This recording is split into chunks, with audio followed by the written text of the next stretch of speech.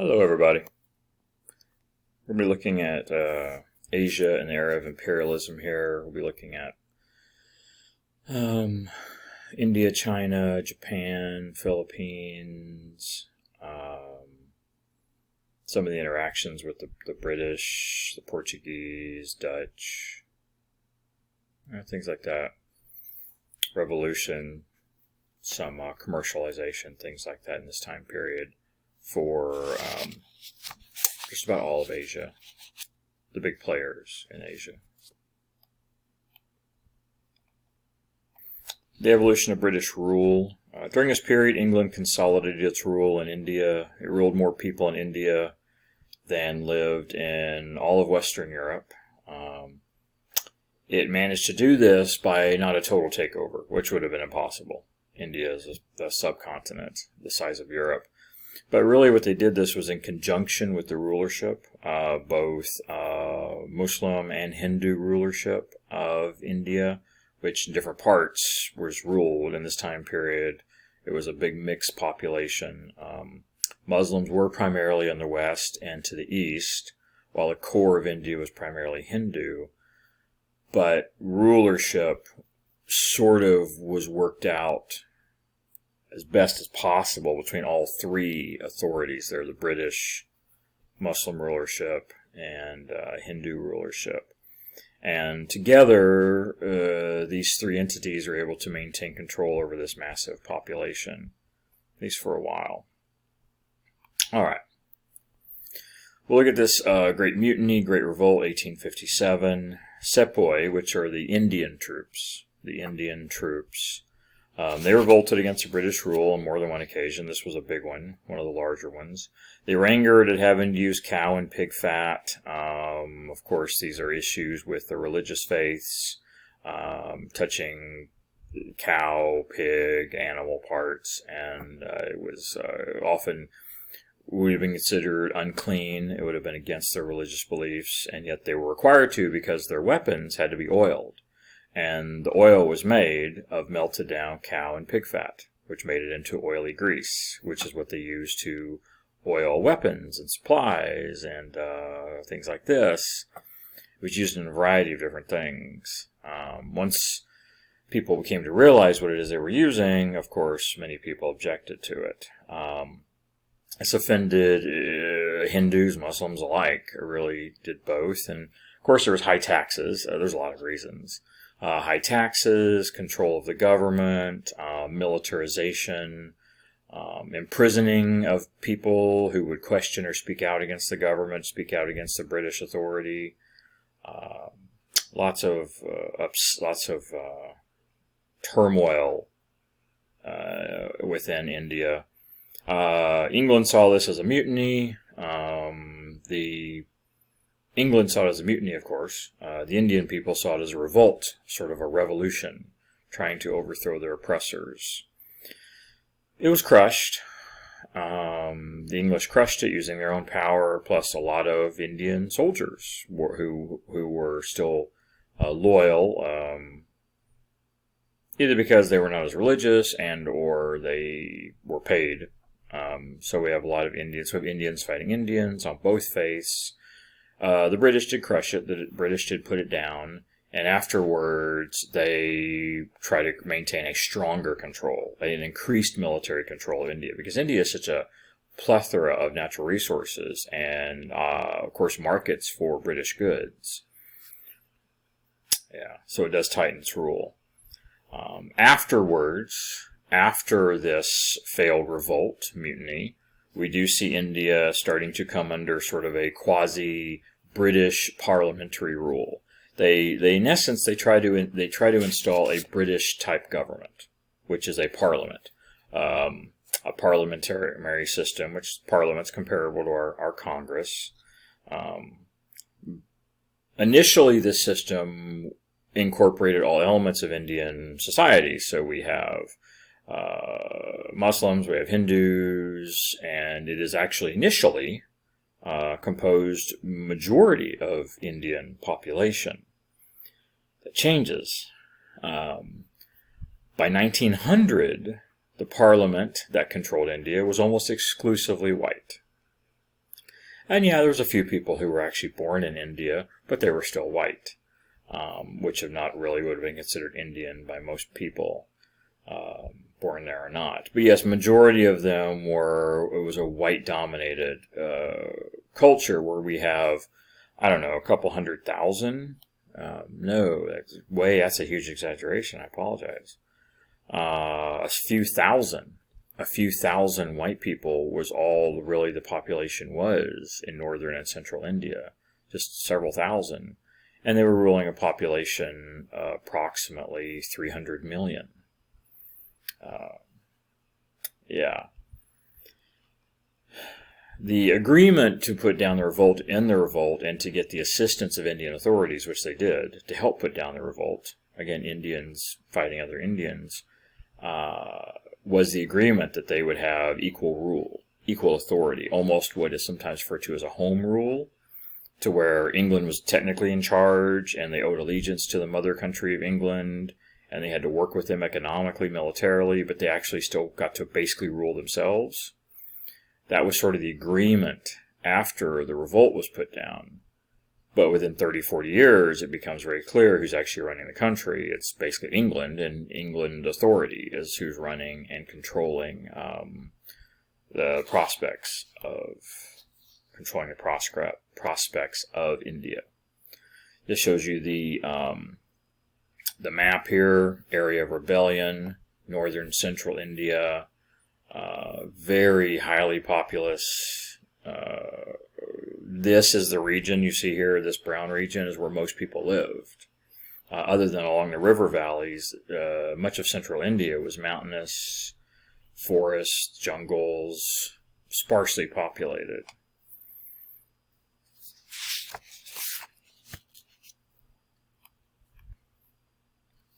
Socioeconomic effects of British rule. Indian exports included tea, cotton, sugar, opium, cotton, tea, sugar, opium, coffee. And where did it go? Most of it went back to England for consumption, or it was sold to China. And we're going to actually talk about the effects of some of this being sold to China, especially the opium, later in the chapter. But yes, what England wanted out of India was its natural resources and its production capability. And they wanted markets to sell their goods. They wanted the raw materials. It was basically it was about money. It was about profit. They were trying to run India as almost a business run by the British government to enrich and empower England, which was undoubtedly in the mid-1800s a world power. England did focus on doing some improvements, some infrastructure improvements in India, although, again, it was to really benefit the British. They did outlaw slavery. They did end slavery. They ended sati, which was that widow suicide we talked about, where the women would throw themselves on the fire of their deceased husbands, for reasons we talked about previously. Infanticide was common because it did have such a huge population. And women were explicitly considered responsible for this, of course, giving births. Birth control was really non-existent, and for religious reasons. And so the solution to this, and actually all through world history this has been a solution. There's been cultures that have done this for thousands of years. You kill the children, the girls. You would kill the girls. You want the boys, because the boys are the workers, the laborers, and of course, family name and lineage is important. But the girls would reproduce and have more kids, and so one of the solutions to that was if you had daughters and you didn't want any more, you wanted to control that, or daughters weren't valuable because they couldn't work the farms, you would, they would often call it exposure. They would take the child and put it out in the wild, or put it in a basket in the river, or something like that, and then leave it to the gods to decide what would happen. Of course, it's also known as murder, but infanticide, yeah. They did build transportation, infrastructure, railroads, harbors, the ports. the waterways, which canals, they built canals, things like this. But it was all to facilitate economic production and manufacture, again, to benefit the British. India was huge, and so one of the greatest logistical problems with India is having such an uneven geography, mountainous and jungles, etc., and all the waterways. The biggest logistical challenge was getting the materials from inner India, which was, most of the continent, to the coast. And then once you got them to the coast, England had an incredible shipping industry, but they had to get the materials produced and get them to the coast, which sometimes could involve journeys of thousands of miles. So England spent a lot of money really sort of building up the infrastructure to help this. Communication, we do have sort of instantaneous communication now with telegraphs. It's basically you have instantaneous communication across some regions with a telegraph. And irrigation projects, more crops, more food. England had a real hard time feeding itself. Had been for many years, had a hard time feeding itself. Had very limited land, and a lot of crops didn't grow well in England. Yeah, they needed food. They needed food imports, and of course exporting food to other countries as well.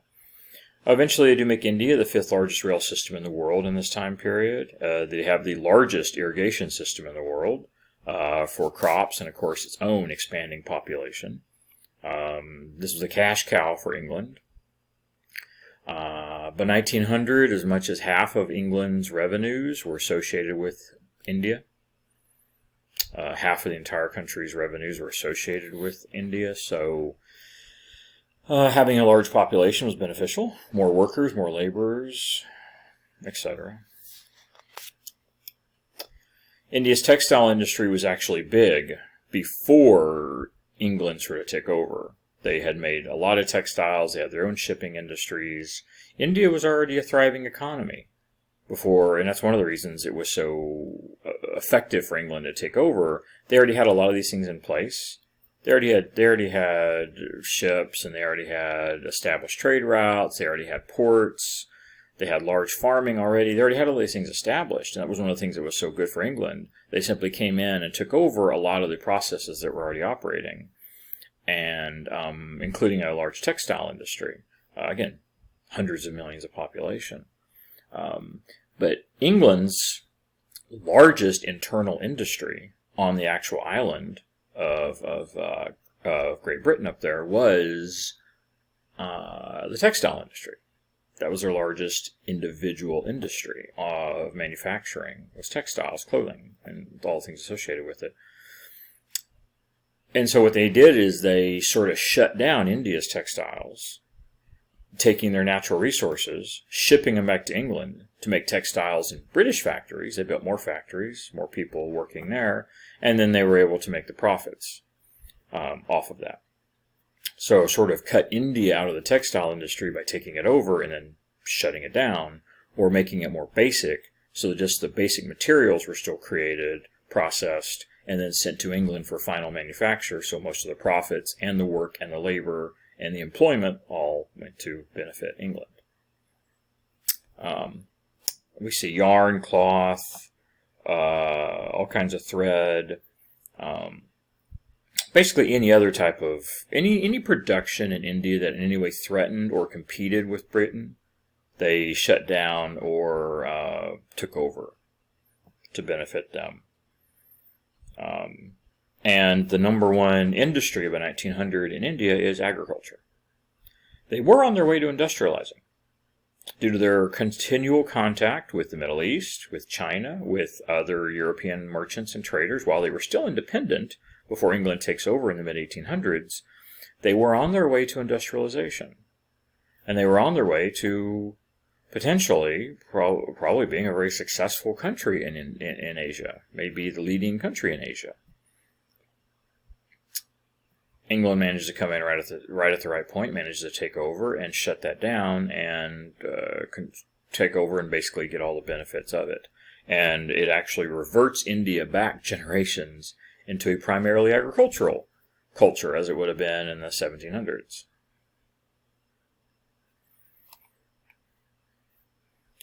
Standard of living for Indian did not improve. England had no interest in improving India's standard of living. They wanted the people poor. They wanted the people doing the poor labor jobs on the farms and the plantations. Transportation, labor, things like this. Tenant farming increases. We see this plantation agriculture sort of. They're not slaves, but I mean, it's almost like serfs in Eastern Europe. You're not technically a slave, but you work all day long for incredibly low wages. You're tied to the land. You have no opportunity for advancement. You have no educational opportunities. You are basically in a cycle of, you and your descendants are in a cycle of perpetual poverty, agriculture, and illiteracy. It was... there were a handful of factories. There was a little industrialization. Again, it's a huge area. So, I mean, there was occasional things that happened, but it was really low. It was really low. India was on its way to being industrialized, probably, and England not only stopped it, it reversed it for the most part. It was very polluted. Bathing water was polluted. Almost everyone used rivers. High pollution in the water. High disease.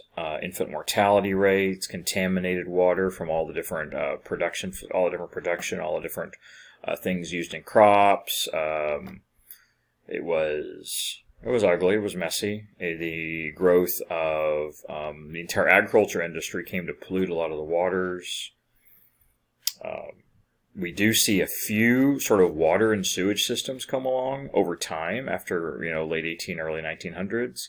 A few things come in. But what you'll find if you actually look at it and you do an in-depth examination of it is primarily those systems only pop up where there's large white populations because they insist upon it. Because you do have thousands. By 1900, you have tens of thousands of whites that live there. And they sort of force the regions where they live, the small communities, towns where they live, to sort of have some advanced, some improved systems for their own benefit, of course. It slowly does improve in the 1900s, but even today, even though India is industrialized today, of course, it is still one of the most impoverished nations on earth, and high mortality rates. Still, hundreds of millions of people in India still drink from rivers, no water systems, and that's today.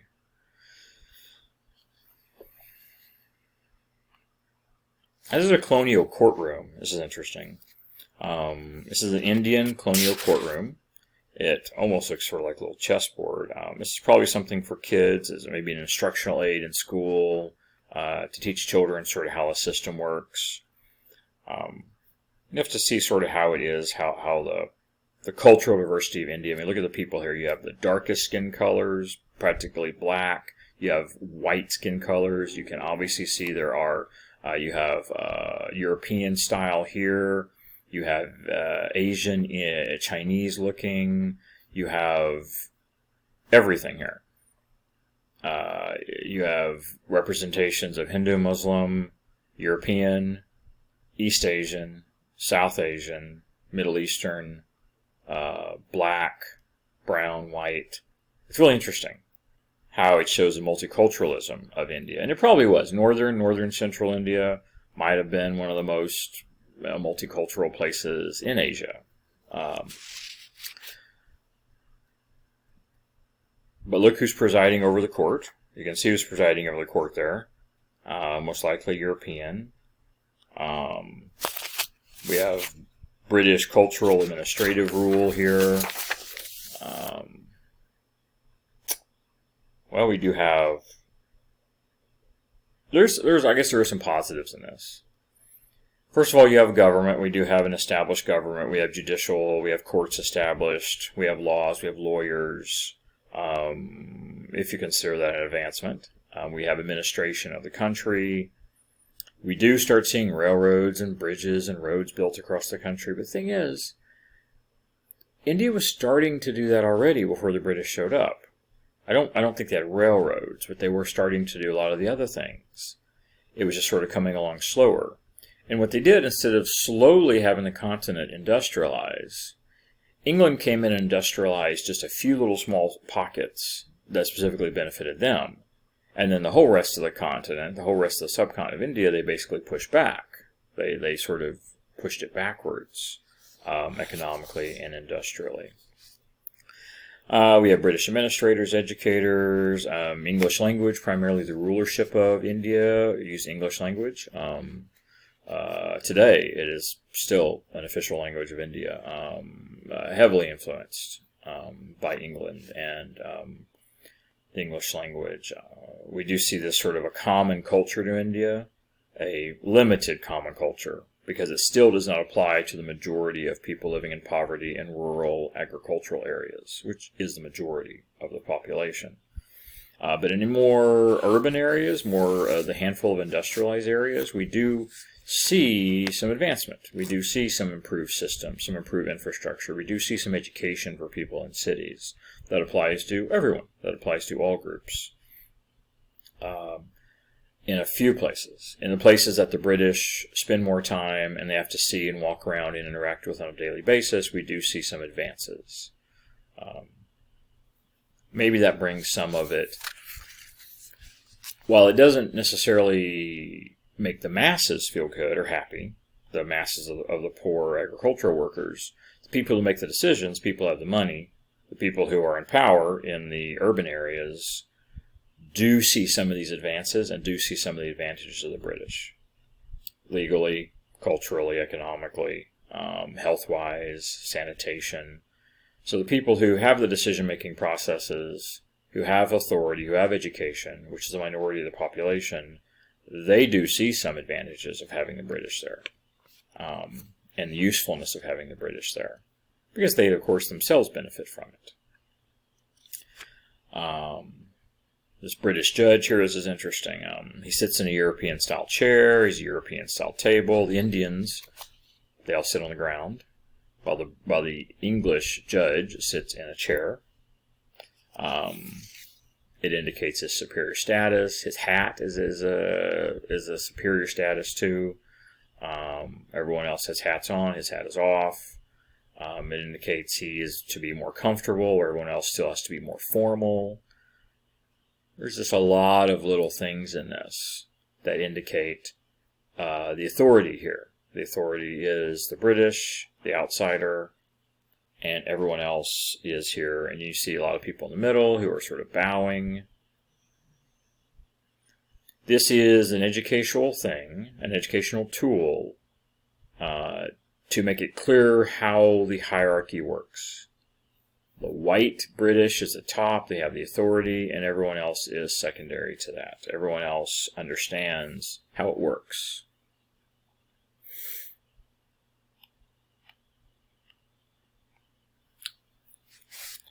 Now, the British developed an educated elite. Again, there was these people who were Indian people, Muslim, Buddhist, or Muslim and Hindu both, who did have some authority, and we do see some common rulership, especially in the 1800s.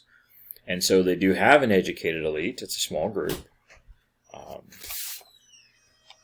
And this small group of educated elite, Indian elite, do work in conjunction with the British, as I've sort of explained, and they help control the population by acting as intermediaries. The British want something done. The local educated elites in the urban areas will communicate that to other people who are like them and look like them, speak like them, or have the same religion as them, and they will basically sort of try to get the masses and the people who are in authority to follow and to assist them in swaying things to the side of England and to help England rule the country. Rammohun Roy actually founded a college, educated Indians in the Western language and subjects, and what he does is interesting. It's smart, and we see this happen in other places. He pretty much trains local elites to know everything about their oppressors, know everything about the British, know their language, their styles, their customs, their laws, to know everything about them, to sort of get in, so that they can work from the in to sort of work towards independence, work towards freedom. by knowing all the rules. And that's one of the best ways to win a game. You don't win a game if you don't know how to play the game. You have to know the rules. You have to know the language. You have to know the playbook. And so it's a way we actually see this happen multiple times in other places in the world, to where local elites sort of insinuate themselves, is that the right word, into the oppressor, into the colonizer, learn their styles, customs, language, laws, etc., and then sort of from the inside out find a way to push for independence and freedom for the rest of the actual oppressed population. It's a smart way to do it, and sometimes it's the only way to do it, especially if you worked against an enemy that was superior in most ways, economically, militarily, technologically. You had to find a way. He does push for reforms. He does push for changes within the Indian culture. He does push to end child marriage, discrimination brought on by the caste system. I haven't even discussed the caste system because I talk about that in a previous course. Not going to get into that here. But it is a discriminatory system. Again, all these different things we talked about, the child marriage and the sati and infanticide.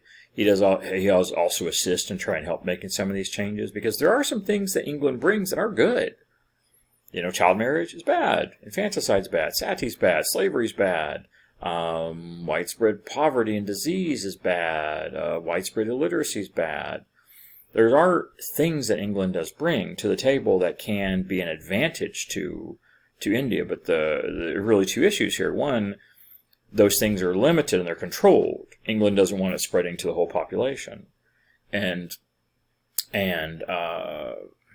well, maybe that's the one thing. Maybe that's primarily it.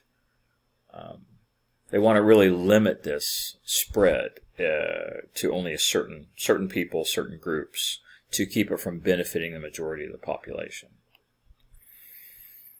All right. Indians do over time come to realize how unequal the system is, how much inequality there is in the system. The Indian civil service is one of these ways. This is where we end up with all of our white people ruling. This is how it works. It's a process that takes decades, but it's a process that in the mid-1800s, India was still ruled primarily by Indians. And by 1900, it's ruled primarily by whites. So this bureaucracy requires applications to take entry exams. However, the exams were typically conducted in England. You required a high level of education. Fewer could make the trip. Few Indians were active in government. So basically, it creates a system of inequalities where the only people who can really be part of the government become elite whites or really wealthy, comfortable elite Indians, which becomes a smaller and smaller percentage of the population. It becomes more and more challenging. And however you look at it, these elite Indians are primarily in league with the British. They're enjoying all the benefits of life, the wealth, the status, the power associated with it. So most of them are perfectly fine working with the British and having British ruling because they're getting all the advantages of it. None of this is really to the advantage of the majority of the Indian population. English considered Indians to be inferior. We know this from countless writings and countless documents. They considered Indian people to be inferior intellectually, culturally, religiously. They looked, I don't even know the right word for it, strongly, very, very strongly down upon Islam and Hinduism. They did not consider those faiths acceptable faiths. They were not acceptable to them. So culturally, religiously, economically, intellectually, they did not consider Indian populations equal to them. This was a common theme, though, in Europe. Most white Europeans didn't consider indigenous populations around the globe anywhere to have any type of equality to white Europeans. The poorest, most impoverished white Englishman would have thought himself superior to the richest Indian elite, educated, etc. Had really nothing to do their cultural, racial biases and prejudices, bigotry, had nothing really to do with education. It entirely had to do with skin color, ethnicity, religion.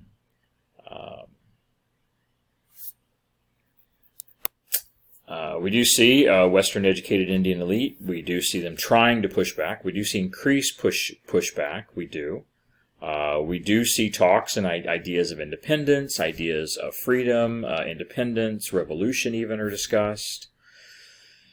All of these things are talked about. All of these things are proposed and discussed. And this is one of the reasons that by 1900, almost the entire governing body of India was white. Because what they did was a decided, purposeful removal of Indian elite from government. Even though there were hundreds, probably thousands of elite Indians who were educated and capable of serving in political office, we see almost an entire removal of them. Because the ones who did have power and authority were more commonly, and did have education, more commonly talked about freedom or independence or a more co-equal governing, as opposed to how the governing becomes much and much more lopsided towards the British and the British economy. And the more people spoke out about that, the more they were sort of disenfranchised and pushed out. The ideas of self-government, the British wanted nothing to do with that.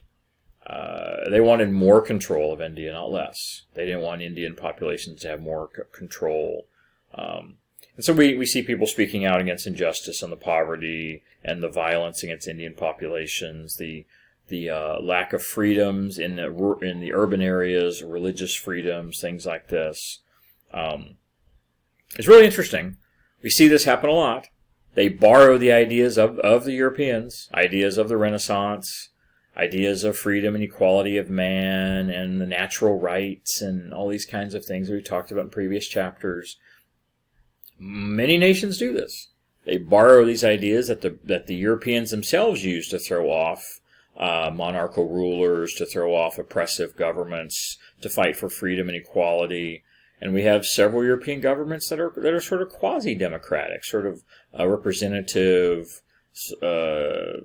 republics, sort of. We have several that are like this by 1900. And yet, the last thing they want are their colonies to have the same ideas and to do the same thing they did. Because that would lose them power and control and money.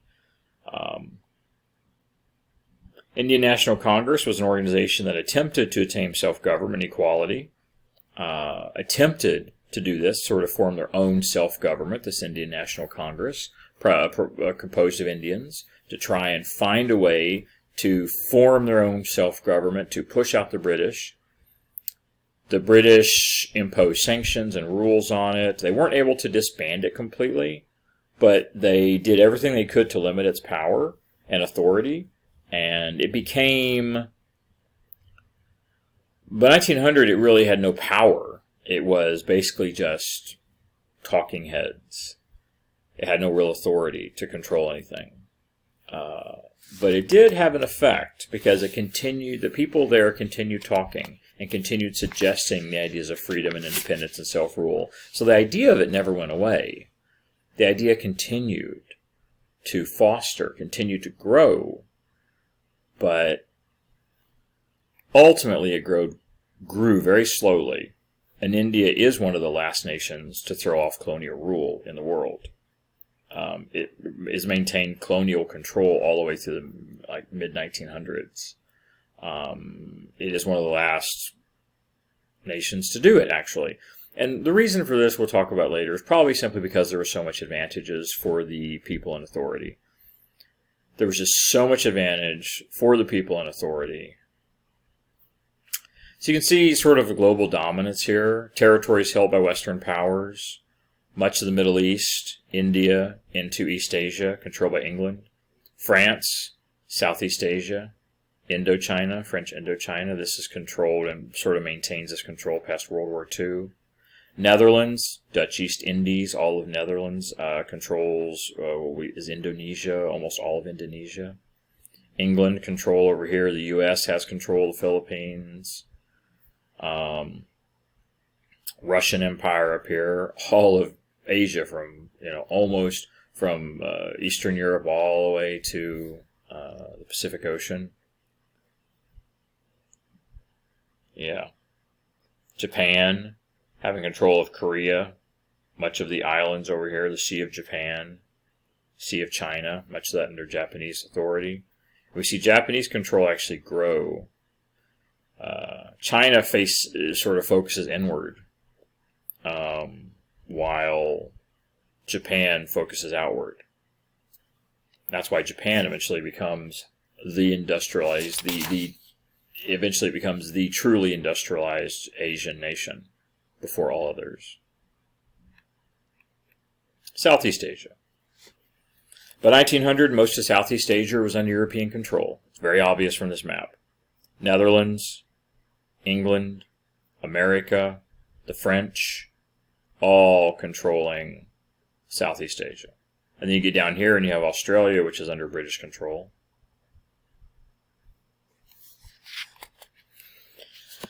Dutch East India Company had taken over the Dutch government in 1799. They taken over Java, which is Southeast Asia. They expanded, and by the mid-1800s, they controlled pretty much all of the Indonesia. We think of as Indonesia today, Southeast Asia, Indonesia. We see a war. We see a Java War, 1825-1830. The Dutch win this. Almost every war and conflict that happens with these colonies, the European powers win. They have all the advantages, economically, militarily, technologically. It's rare until the 1900s, or early mid-1900s, it's rare to see colonies have the ability to actually overthrow their oppressors. It's really rare. After the Java War, the Dutch install a new policy identified as what's called the culture system. It's a very exploitive system, very profitable for the Dutch, go figure. They now required the peasants to plant 1/5 of their land in crops specifically for the Dutch. So 1/5 of all land, 1/5 of all agriculture, production, whatever it was, didn't matter what you produced, it had to go directly to the Dutch. So 1/5 of all production, all revenue, all goods, all crops had to go directly to the Dutch for export of the Dutch and for profit of the Dutch. If you know anything about agriculture, the margin in agriculture, the margin is sort of your profit margin, what it is you actually survive on in most agriculture, especially low-level agriculture. That margin is percentage points. 5-10% is what most agriculture. Most farmers are poor. Even if they're successful, most farmers, small-scale farmers, usually stay lower economic scale. Their profit margin is 5-10%. 20% right off the top goes to the Dutch, which means based on those numbers, you're going to be 10% in the red or 15% in the red every year. And it adds up, debt after debt after debt. That profit margin you had, whatever you had, goes immediately, is just given to the Dutch. So it forces an entire culture into permanent, perpetual poverty, which worked for the Dutch. That's what they wanted. And we see the same thing happen here. We have a small group at the top, the ruling elite, that work in conjunction with the Dutch. They get educated, they get authority, and by working with the Dutch. So we have this small group at the top, as so happens in almost all these situations, that get all the benefits, the wealth, the power, the status, the government positions, and they rule over a mass population of impoverished, uneducated, basically peasants. Education was encouraged, again, only for this small group, rulers, the elite class. And we do see this. We do see this by 1900. We do see people in the Indonesia region start to talk about independence, I had to make a little edit there. We do see them start to talk about independence, and we do start to see them questioning the authority. We don't see the independence movements really yet. We do see a few other things. We see Spain, which isn't really shown on the map, but we have Spain in there as well. And we do have some success. There are some that do Philippines with They had success against the Spanish with our assistance, and then, of course, we end up coming in and taking over. But nothing really happened yet. This is a very slow process. The Europeans had all the power. It's a slow process to actually see the independence actually take hold. The Philippines had been under Spanish rule for 300 years. 3 centuries. We never really saw any improvements. We didn't see a centralized government. We see a large mass uneducated population, still ruled by local elites, direction and the money of Spain. It had not industrialized at all. It was simply a trade depot and a place to get natural resources from, sort of between Mexico and China. And Mexico, which was controlled by the Spanish, Mexico into Asia. It was about profit and transport of goods for the Spanish, which had been a world empire and were really dwindling now. It was one of the most backward colonies, because the Spanish never really took hold of it. We don't really see a lot of Spanish elites moving in or things like that. It was simply a stopover, really, for Spanish ships and trade to pick up goods and pick up materials and then refuel, get water supplies, and move on. In 1898, we do see a war erupt between America and Spain, the Spanish-American War. The War of 1898, also called that as well. The Americans really started this. It was really the Americans that began this in Cuba, attacking the Spanish in Cuba, sinking the Spanish fleet there, invading Cuba to free the Cubans. This was also a Spanish territory, the Philippines, so they invaded the Philippines. They sank the Spanish fleet at Manila and took over the Philippines. We gave Cuba back. We gave Cuba independence, but the Philippines was 10,000 miles away, and the U.S. population didn't really know what was going on there, and so the United States military stayed in the Philippines, realizing it was much more valuable to us as a trade depot and as an entrepot, as we call an entrepot, basically an entry point into Asian trade markets, raw materials. All this worldwide colonization, we never really took part in that, the United States. Very little. There's a few things in the Caribbean that are done, but we don't ever set up these large-scale colonization like India, for instance, really anywhere. So we hadn't up to this point. Europeans have been doing this for centuries. Well, 1900 comes along and we start flexing our muscles. We become sort of a world power economically, industrially, and we decide we want a piece of the pie as well. Our government, our population believes we could spread our influence around the globe. We can spread our culture and religion and our superior everything. This idea, what's known as American exceptionalism, the idea that we are the exception to the rule, that we are better culturally, intellectually, religiously, in every way than everyone else. And so we believe we are going to spread this anywhere we can across the Pacific, into Asia, across the Caribbean, into Central and South America. So we get control of the Philippines for all these reasons, and we hold on to it. It's incredibly hypocritical. The whole reason we started the war with Spain was to free Spanish colonies from Spanish authority, like we did in Cuba and a few other places, and then we moved right in and do the same thing. We literally just take over with the Spanish when we kick them out of the Philippines. U.S. forces under the command of Commodore George Dewey, they request assistance to the Filipinos, and the Filipinos help. The Filipinos actually rise up, and the Filipinos help us overthrow the Spanish and defeat the Spanish in the Philippines. We see these Filipino rebels. Now, this happens in Cuba, too, and then we do exactly what we promised. We give it to the Cubans, and we walk away. But in the Philippines, we work with the rebels. We overthrow the Spanish. Again, sinking the ships was easy. We were already making steel ships. The Spanish fleet was still wood. So we sunk their ships. That was a simple thing to do, but actually then you got to take over an island which the Spanish have been entrenched upon for 300 years. So the Filipinos help. After we overthrow the Spanish, what do the Filipinos do? They declare their independence. Okay, great. That's smart. That makes sense. We were there to free them from the Spanish. Cubans do it. Filipinos do it. Great. We decide no. Our government and its wisdom, our military and its wisdom decide, no, we're not going to do that. So we go ahead and fight back in what becomes this American-Filipino War, Filipino Rebellion. And we do the same thing the Spanish did in Cuba. We basically create prison camps, concentration camps, and over those 3 years, we end up killing, executing, starving to death over 200,000 Filipinos. And it becomes a U.S. territory in 1902 that we hold on to for, I don't know how long, quite a long time, decades. It becomes ours that we hold on to it. Just the hypocrisy and the irony and how, yeah. We saw an opportunity to expand America's markets, trade, to get basically our doorway into Asia.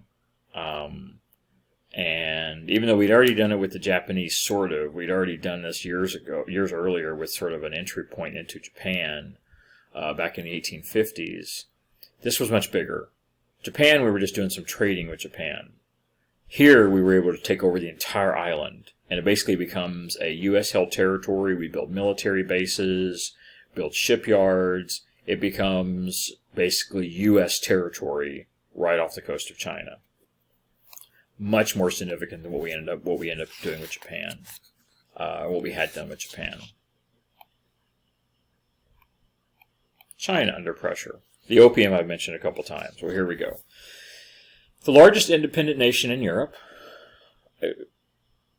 non-European, I guess we'll say, because of course it was actually Russia, but that was non-European, was China. China was independent, it was large, was powerful, a huge population comparable to India. However, by 1900, Europe had well surpassed it. There was a time, centuries earlier, where China was more advanced, technologically, militarily, certainly. Economically. But by 1900, Europe had well surpassed it in all those categories, and China was feeling increased pressures from Europe. Even though the Europeans couldn't exactly take over China, it was simply too big, at least in India, they could basically surround India and come at it from all directions. That was really not possible with China. So the Europeans, England especially, finds other ways to coerce and gain control over much of China's economy and shipping. They had a difficulty finding a good that China wanted. Silver was what it wanted. Now, it had been trading with the Spanish for years, and the Spanish had controlled the world's silver production and trade for 200 years. The silver was drying up. The silver mines in the Americas were drying up. So the silver production was dropping. And that seemed to be the only thing they wanted. They often would take silver and trade for tea or silks. Those were some of the most common things traded. They would take the silver, they would trade out, export tea, silks, food, things like this. Well, England did not have a large control over the silver supply. The silver supply was drying up in general, globally. So they found something else that the Chinese wanted. Opium. Drugs. Opium was being produced in large quantities in southern Asia, India, and they start growing this and smuggling it, purposely in India for the exact purpose of smuggling it into China. Now, initially, they're selling it to China. China quickly realizes how bad it is and how it's basically making drug addicts of a huge part of their population, and so they ban it. They make it illegal. So England actually increases its production and increases its exports to China. Illegal smuggling. By 1840 alone, England is smuggling in, illegally, approximately 40,000 chests full of opium. It's massive. It becomes a massive trade, a massive illegal drug trade that was facilitated, paid for by the British government as a way to get Chinese goods. It was the only real thing they could find that China wanted. Again, China had most things. They were huge. They were continent spanning. They were a huge empire, so they didn't need most things. They already had them. This. And of course they didn't need this. No more than someone needs a hole in their head. But they wanted the drugs. People wanted drugs. And opium is highly addictive. And so, yeah. Now, angry, of course. Chinese government's angry. They have a, I don't even know what the coastline of China is, but I'm sure it's thousands and thousands of miles. They couldn't even begin to stop this trade. So they couldn't stop the inflow of opium either through the water or across the land. So they become very angry because basically England's becoming rich and wealthy off of selling this illegal opium to China. And opium, of course, is drugging their population. It is causing massive dangers and problems and health issues. And it's basically the Chinese population becomes addicted to opium. All right, so they put all kinds of pressures. Now, Portugal, we haven't really talked about. Portugal had still a lot of trade. Portugal still had a lot of power. And Portugal controlled this trade area. Macau was the trading port from Europe into China. It's southeast China. And this trade port is the #1 trade entryway into China. China had tried to control the British bringing goods in and out of China because they were very controlling about what came in and out. They designated one single location for all European goods to come into and out of China, import-export.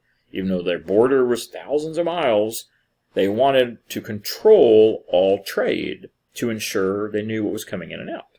So it was all supposed to go through Macau, southeast China. Now, the British then actually take the island off of Macau, the island which is sort of off the coast, and they take over this island, which becomes this Hong Kong. And the British do this because it's not technically Chinese territory, and they're able to claim it, and the Chinese can't do anything to stop them. It's not connected to the land, so they can't stop them. And the British make this their port. Macau, I think, is run by the Portuguese. I think the Portuguese are technically in charge of it. They're through negotiations with the Chinese, although most European goods go through Macau, at least legal ones. Illegal smuggled opium could go anywhere, but at least the legal goods were supposed to go through Macau. And so the British get the idea that they can control their own trade, import-export, by creating a trade depot right off the coast, and the Chinese can't stop them, and they can create this huge hub here of trade for goods, both legal and illegal, which will give them greater access to China and allow them to more quickly mobilize, get goods in and out, and even they military reinforced it, built forts and bases, and it becomes a militarized trade depot that the Chinese can't do jack about, and it's right off the coast. The goods are easily accessible.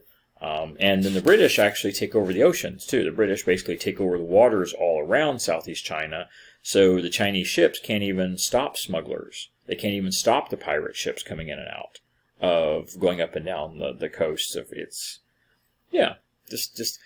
the way Europeans found to get around China's restrictions and Chinese sort of exclusionary tactics to try and keep the Europeans out. Now, England continues this trade, and eventually it leads to a war. It leads to a war because the Chinese realize how terrible it is, how bad it is, and how terrible it's getting, and the British refuse. The British merchants, the British business people refuse because it is such profitable. I mean, these chests are worth their weight in gold. They stop. Now, this Opium War is an effort to open Chinese ports to international trade. It is initiated by the British. They're declaring war on the Chinese with the end goal of getting more access to trade. That's the war. It's not to take over China. It's not to take over Chinese territory. It is to force the Chinese to trade with them. That's basically what the war amounts to, is to force the Chinese to open up trade routes to allow the British to trade with them. Now, you might look at this and say, what's the big deal? Trade, both sides win. I give you this, you give me that. Everybody wins. I give you this, you give me that. We both profit. You get something I need, or I get something I need, you get something you need, and everyone wins. The problem is the Chinese, number one, didn't need anything. They really didn't. They didn't believe they needed anything. They didn't want outside influences, because outside influences bring culture and religious beliefs they didn't want. And further, the trade good, which was the contentious trade good here, was opium, which the Chinese didn't want. It didn't matter if China would become rich off of the opium, off of like if the trade was good. I said it differently. They wouldn't become rich off of it. It wasn't about the money. China didn't want to trade and buy opium. They didn't want the British goods. Yeah, interesting. So let's see. The Chinese government wanted to ban the British from Macau. They wanted to ban the British from the seas outside. They wanted to do this. The ports, let's see, 42 warships. The British show up with 42 warships. They force, this is around 1842. This is around 1842. And they force China to trade with them. They start destroying Chinese ships. They start bombing with cannons. They start shooting Chinese installations, buildings, structures, towns that are close to the coast. And they shut down the actual Chinese trade because China had ships going up and down the coast to their different cities. And so they shut down the Chinese trade as well. This is what's referred to as gunboat diplomacy. Basically, I mentioned it before, it's forcing someone to negotiate with you, whether it's trade or politics or whatever, at the point of a gun. Basically you're pointing a gun at them and saying, you're going to trade with me and work with me, or I'm going to shoot you. Or destroy your trade, destroy your ships, blow up your ports, bomb your cities, etc., etc. Eventually, the Chinese concede, they give in, they sign a bunch of treaties, opening up 5 different ports to the British, and the British, of course, have control of Hong Kong now. So they have a major trade port right there, right off the coast, that they can bring in all their goods. China is now forced to trade with them through 5 different locations. This becomes what is known, this establishes a sort of a international legal precedent, which becomes highly important in later years, known as extraterritoriality. What this meant was that the British, while they were trading with the Chinese, they even had ports and businesses set up on the Chinese land. Because once these established trade were established, the British actually set up little towns and communities right off the coast, which were unique and independent, but they were trade depots with businessmen and whatnot, and like some handful of families who weren't living there. And they declared themselves, and this is a British decision, they declared themselves exempt from all Chinese laws and taxes, etc. When this is all said and done, England makes out like bandits. They get everything for this. They get China required to buy their goods, their products.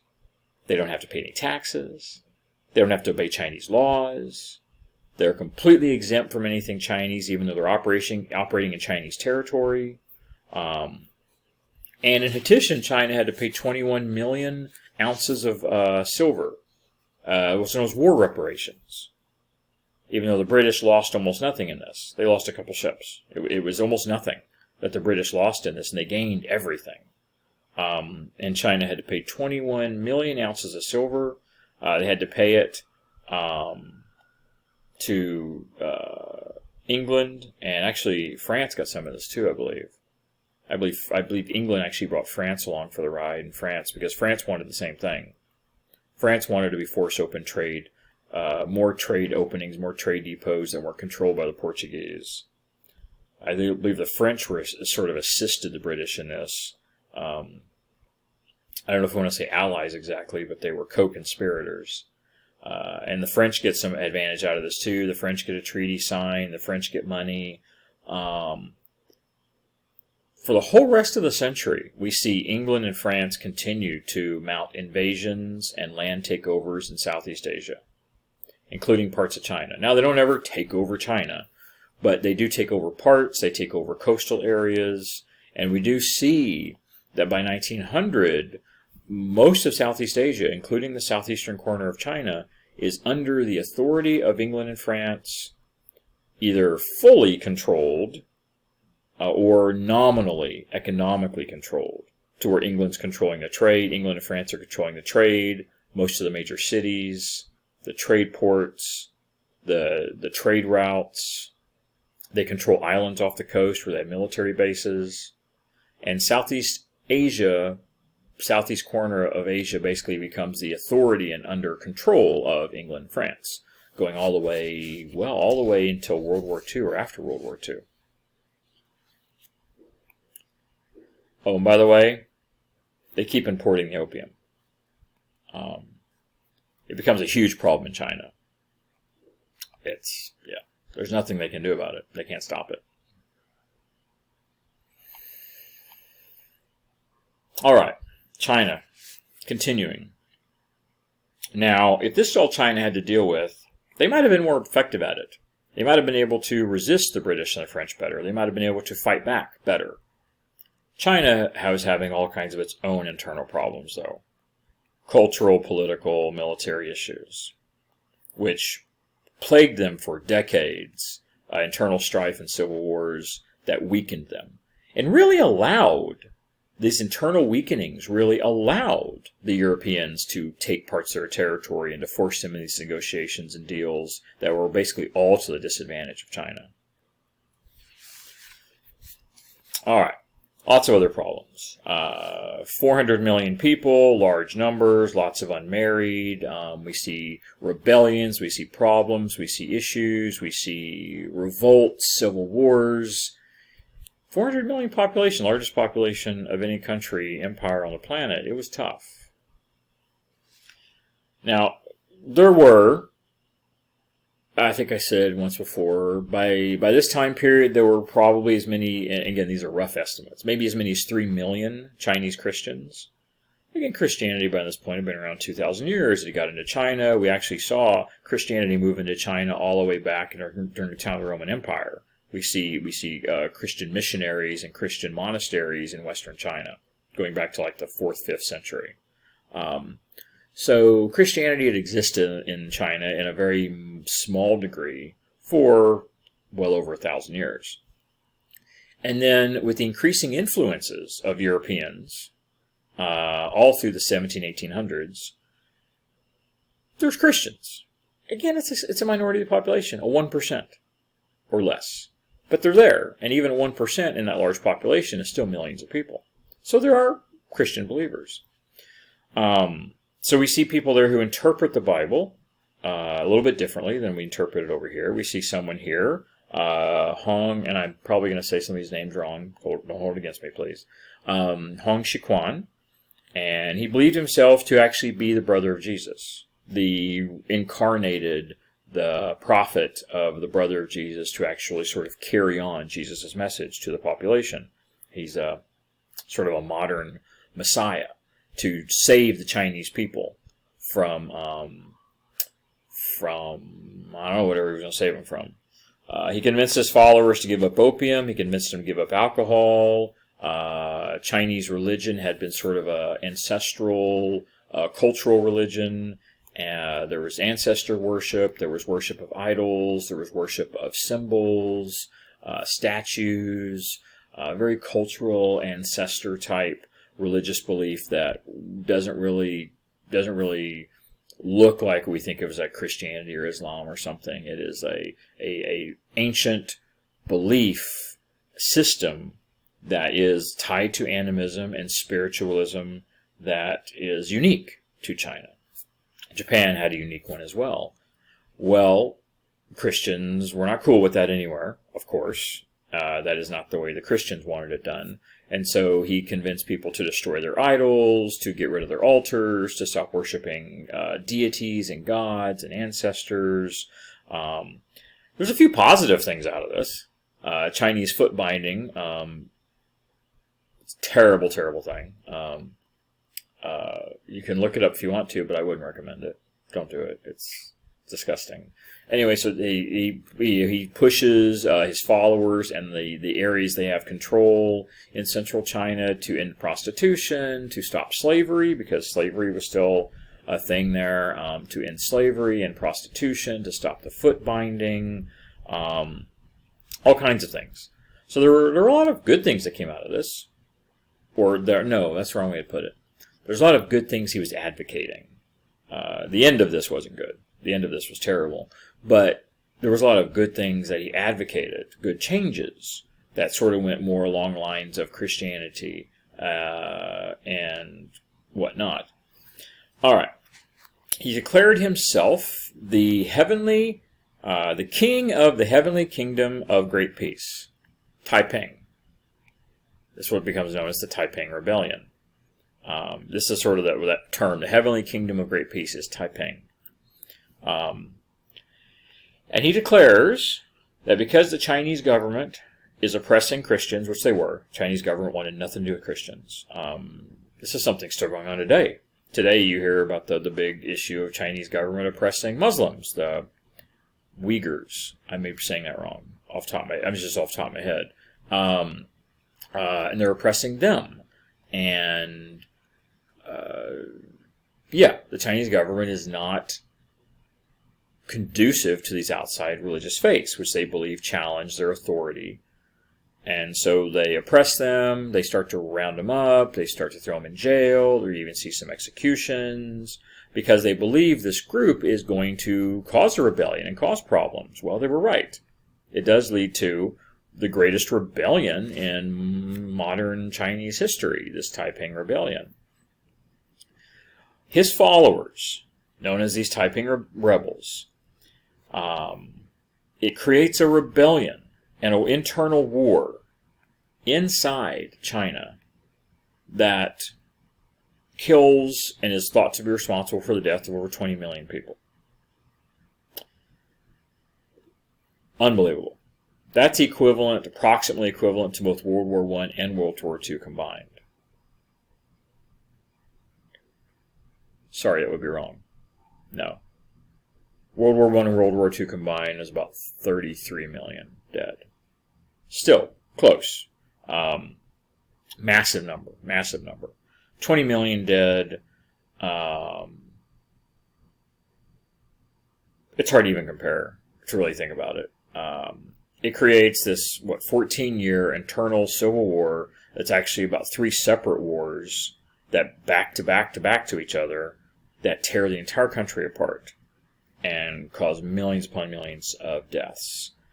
Now, he himself dies of food poisoning, or is poisoned. Yeah, hard to really know, but may have been poisoned. Basically assassinated, or died of food poisoning. It's really hard to know. But he does die of food poisoning, whether it was purposeful or accidental. The British and the French take it upon themselves to actually come in and help put down the rebellion. The British and the French march troops, hundreds of thousands of troops, into China, march across China, and actually help put down this rebellion. Without being really requested, without really being asked from the Chinese government. Now, why do they do this? They were Christian governments. Both England and France were Christian governments. So it isn't about that. I think it just boils down to money. What this did was it destabilized the Chinese economy, it destabilized the Chinese government, and it made it harder to trade and negotiate with the Chinese. It made it harder to build businesses and factories and shipping lines and build railroads. It made it harder, it made it harder to conduct business. And England and France were in the business of making profit from the colonies and from their Chinese trade. So they wanted the war over. They wanted it over so things could go back to business as usual. To end it so that they could go back to making profits. And so we see some of these British alliances forced upon China, again, as many of these things were forced upon China and Japan as well.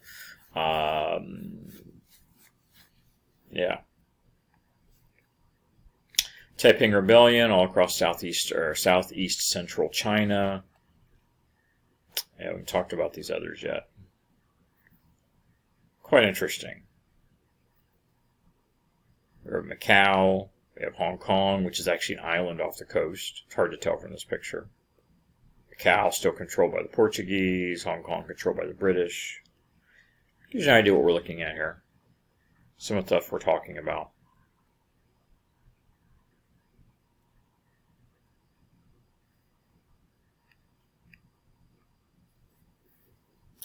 All right, the self-strengthening movement. So finally, by the end of the 19th century, getting close to 1900, turn of the century, China comes to realize the true threat to their society is Western society.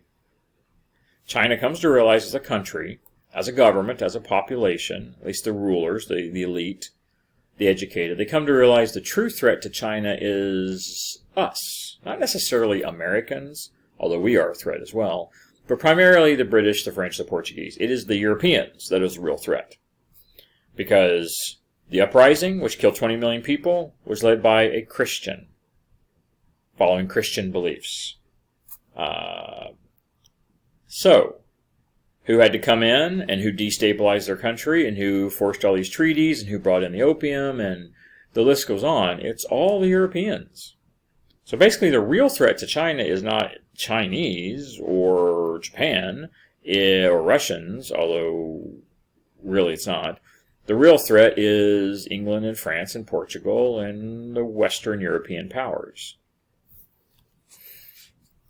Alright, so many people come to call for reforms, modernization. Again, the best way to beat your enemy is to be equal to your enemy. If they've got guns, you need guns. If they got cannons, you need cannons. If they got ships, you need ships. If they got armies, you need armies. If they have technology that's better than yours, best way to beat them, get the same technology. So this is what evolves into this self-strengthening movement. This idea that we are going to build up our military, industry, transportation, communication, all to be equal to our attackers. And if we can equalize in all these different categories, we can stop them from taking advantage of us. We can stop them from forcing us into negotiations, treaties, and deals, invasions, etc., that we can't do anything, we can't resist, we can't stop. This becomes a self-strengthening movement. They wanted to westernize the military. They wanted to develop Western-style industries, mines, telegraph lines, railroads, steam navigation, ships, trains, planes. No, not planes. Sorry, it's that movie. Planes, Trains, and Automobiles. Yeah. No, just the trains part. And they want to do all this, believing it will, if they can get on even footing with the British and the French and others, then they could resist them. They could be much, much better, much safer.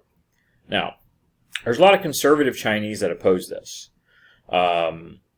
This is sometimes referred to as Westernization. The Russians did this to success. The Japanese do this to success. And there's many people in China who want to do this idea of Westernization. Because the most advanced people in the world, militarily, technologically, economically, were the West, which was basically Western Europe. And so they want to westernize. There are many people who are against that, though, because they believe westernization will actually bring more problems, because it will bring industrialization, and it will bring all kinds of new ideas and technology in. It may open the door to outside influences, outside cultures, religion.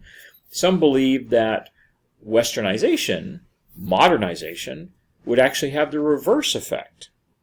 We might have some equalization with them, but it's also going to bring in so many outside influences that's going to basically change the traditional Chinese culture.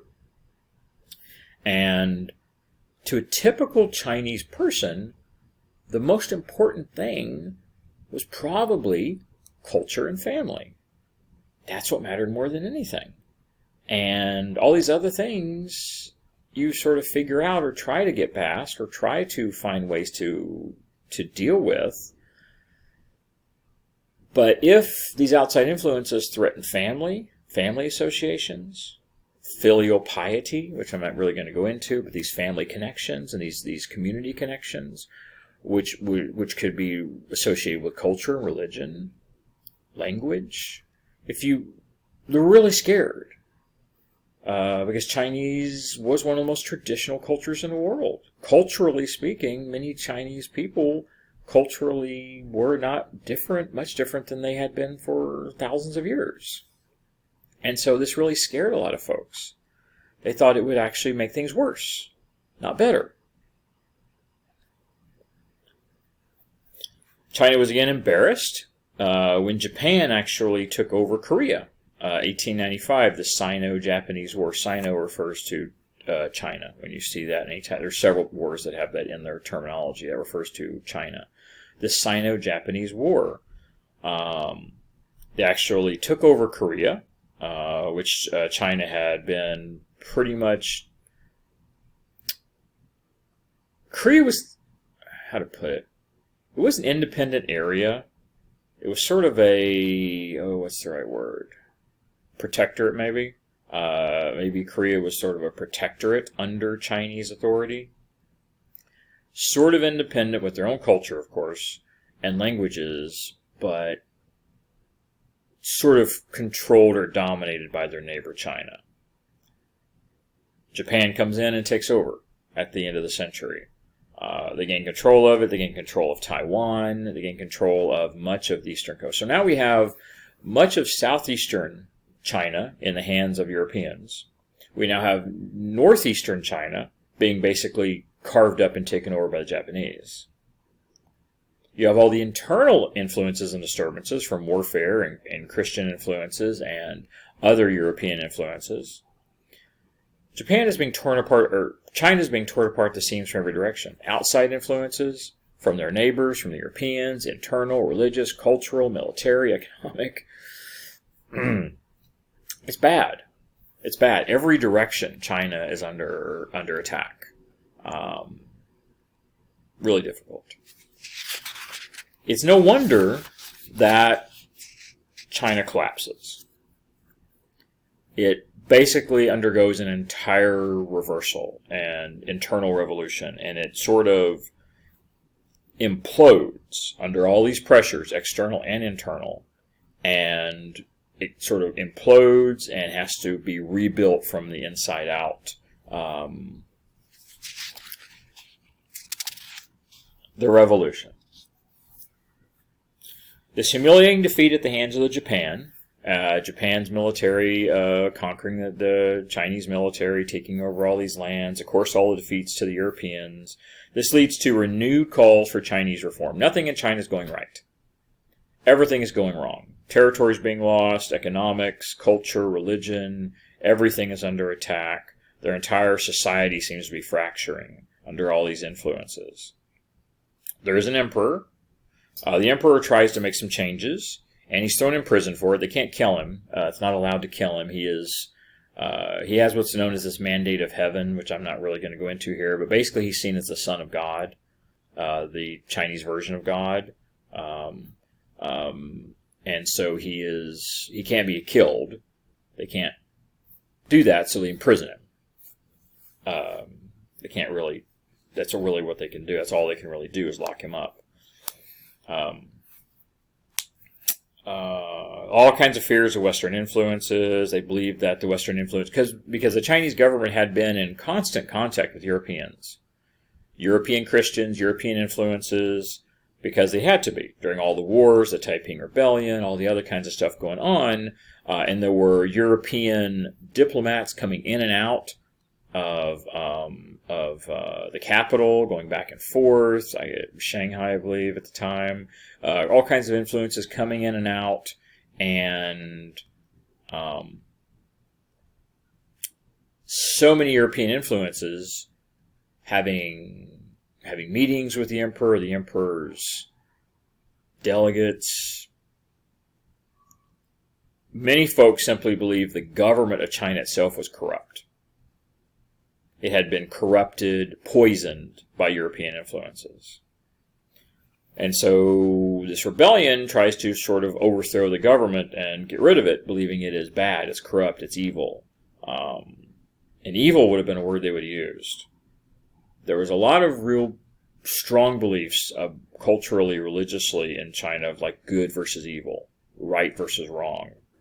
That doesn't mean right was always right. Doesn't mean wrong was always wrong. But most things were put into this dichotomy. It was either good or bad, good or evil, right or wrong.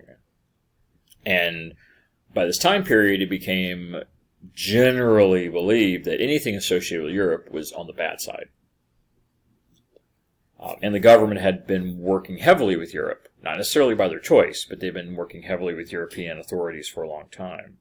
We see Christian missionaries, of course. As the Europeans show up, they bring with them Christian missionaries, which, of course, brings all these fears of what happened with Taiping, of more Christians coming in, causing another disastrous thing like what happened there.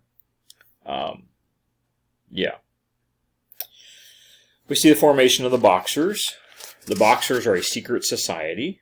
This secret society They blamed foreign influences. Their biggest complaint, of course, was Christians, because Europeans represented Christians, Christians represented Europeans, Christians represented the Taiping Rebellion, so they hated the Christians for it. The Christians, of course, Christian mercenaries, which were required to be allowed to come in. That was another part of these negotiations with the British and the French, is that with their merchants and their trade and their businessmen that came in, the Chinese were required to allow Christians to come in. And Christian missionaries came in. By this time period of Christian missionaries coming in by the thousands, spreading out across Chinese society. And of course, what are the missionaries doing? They're trying to convert the Chinese population over to Christianity. Whether it's Protestant Christianity or Catholic Christianity, we see them trying to convert them.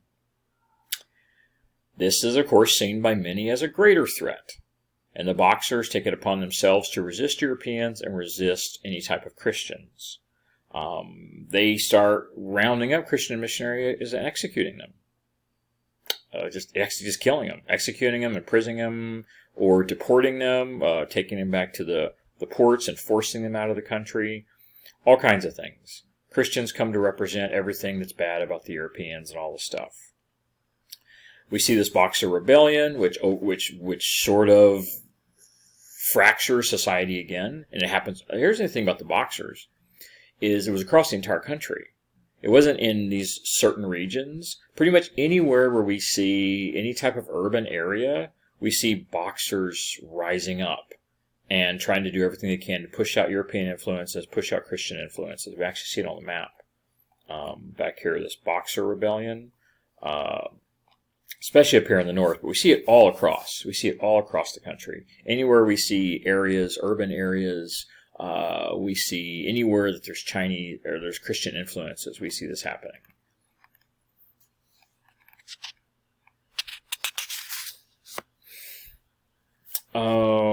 We see this rebellion, which is eventually put down by a Western coalition of 12 nations. 12 Christian nations. I'm not going to list all of them. It's mostly Western European nations. They come in, including the U.S. is involved in this as well. They come in and they put down this rebellion to... Don't misunderstand. It's not about saving China. It's really not. It's putting down this rebellion to keep the trade routes going, to keep trade going, etc. Yeah. Now, as a result of all these influences and all this stuff that's happening and the Europeans showing up to save the day again, we see many Chinese people deciding to study, to sort of look and understand what it is that's happening. Why does China keep losing? Over and over and over. They lose to themselves. They lose internal wars. They lose every time the Europeans show up. Sun Yat-sen was one of these people. He learned English. He actually sparks a rebellion a few years later, around 1911. He sparks this rebellion, this 1911 revolution. It's pretty bad, actually. Sun Yat-sen, he's youthful, he's young, and he focuses on educated. And China did have at least in the urban areas, had a highly educated population in the urban places, and it had a lot of urban centers. And what he does is he convinces the youth, and this is a movement which sort of spreads across the nation. Remember, by this point in time, there is instantaneous communication. Their telephone is a thing. Telegraph lines are a thing. They've been around a long time. So the different urban areas can communicate quickly. And we see this movement spread across the whole nation. It's so bad that he actually encourages his followers to murder their own parents if they challenge them or threaten them or don't follow their beliefs. If you can't get your parents to believe, kill them in their sleep. Sun Yat-sen pushed this type of rhetoric. Execute your own family members if they resist, if they don't believe what you believe. If you can't convince them to your side, kill them. This belief, it's sort of rooted in the idea that to move forward, to find a way forward to actually effectively compete with the Europeans, we have to get rid of the old. We have to basically get rid of the old and bring in the new. new ideas, new Western thought, new ideas of how to overthrow and stop the European oppressors, even if you have to execute your own family members. Yeah. So we see this happening. We see army officers who were associated as well. He managed to convert over or convince over followers who are in the military. We see this mass uprising of many parts of the military actually rising up against the government. We see entire military units fighting other military units. Followers of Sun Yat-sen and followers of the Chinese government. We see warfare across the whole nation. It's insane what happens in this 100-year period in China. It's really bad. Anyone who resists or anyone who's sympathetic, including your own family members, execute them, kill them, shoot them in their sleep if you need to. This does actually topple the Chinese government. It does finally do it. It brings down the government. It wasn't just a temporary imprisonment of the emperor. This ends the imperial government. There is never again an emperor after this time period. It ends the imperial government in China forever, about 1912. It's much quicker, much faster than the Boxer Rebellion. It's much quicker, much faster than the Taiping thing. And as you can see, this has been brewing for decades. One massive conflict after another, internal Chinese conflict, heavily influenced by outside forces. And it ends that, and China becomes a republic. This established Chinese republic, and it has been that way ever since, really. Even though the type of government, as far as politically, has changed over the years. Of course, it's a communist government today, a communist capitalist. It never goes back to imperial authority, and it is basically a bureaucratically run government from henceforward. It's a bureaucracy. It becomes a bureaucratically run government forever. Quite interesting and brutal. The combined, and this is where I got the number before, where I said, "Oh, it's more than the world wars." I remember now the combined death toll through all three of these major conflicts, from the mid 1800s to 1912, was probably in the range of 30 to 40 million dead between all of them. Now, this is not just people shot. Yes, a lot of those are people shot. But you got to understand all the wide-ranging effects of warfare. Warfare is fought in fields. Crops are destroyed. Farms are burned down. People starve to death. People die in prison camps. People die of starvation and disease and malnutrition. And when you actually throw in all those death tolls, like the death toll in World War II, that 25 million or so, half of those were war fatalities, but the other half were people who died either, again, the Jews being executed, or people died in prison camps, people died of starvation and disease. It's about half outright killing, and the other half were people who die of side incidental issues or were executed in extermination camps that the Nazis did to the Jews, things like that. These death tolls we're looking at, this 30 to 40 million over this, give or take 60-year period, that would seem incredible. Anywhere else in the world, that would it would take them generations to recover from that. China had 400 million people, so that was over a 60-year period, less than 10% of their population.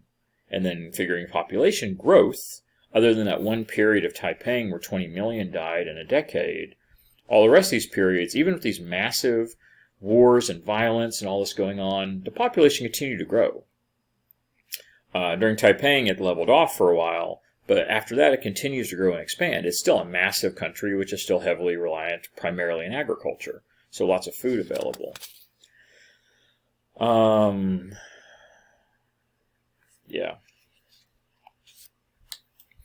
China's first railroad picture here.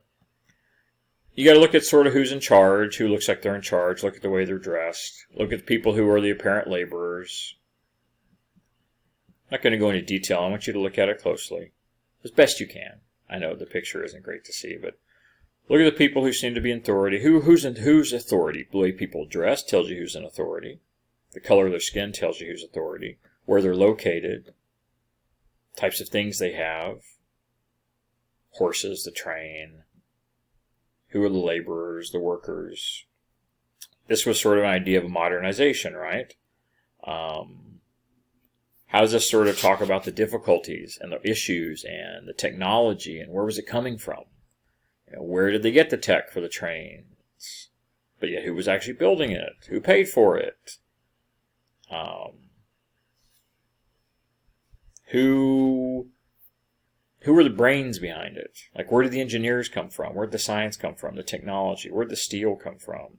Or, I don't know if this was steel or iron railroads. Where did all that come from? Where was it built at? Are there plants? Are there factories in China? Was it shipped from some other country?